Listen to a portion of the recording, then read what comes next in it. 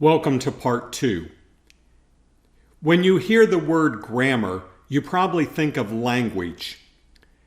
So let's look now at the language or grammar elements for graphics. So here are all the little components, all the elements that make up the graphical displays that we will create.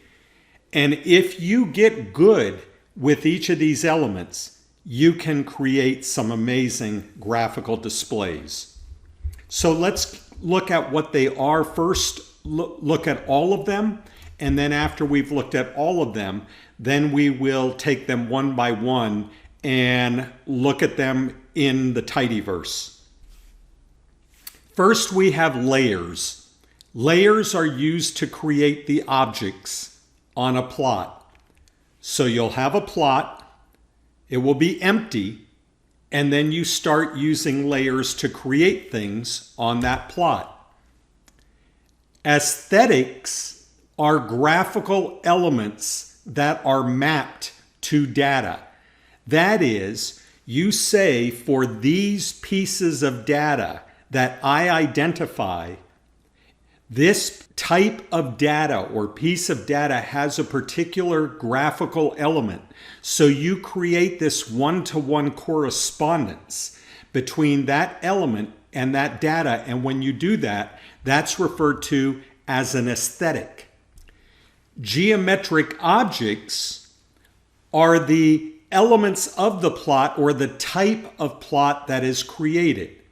These are called geomes for short. Aesthetics are called AES for aesthetics. So the geome is actually going to be that object that you see on the plot. Statistics or stat transform or summarize data that will be displayed.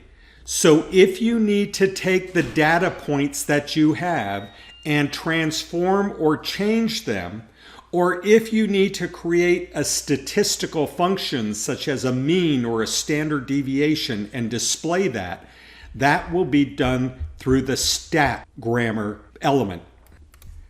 The next element are scales. Scales determine how data are mapped to aesthetic attributes. So remember, aesthetics are the graphical elements that are mapped. A scale determines just how that mapping will occur. So you can have the same aesthetic but different scales that will result in different types of mapping. Coordinate systems will map the position of objects on a plot plane. So if you change to a different coordinate system, you'll map the object differently. We typically in statistics are used to using one particular coordinate system, at least for basic statistics, but there are multiple systems that can be used, and the grammar of graphics takes that into account. Labels or labs layer textual elements such as axes labels or titles onto a graph.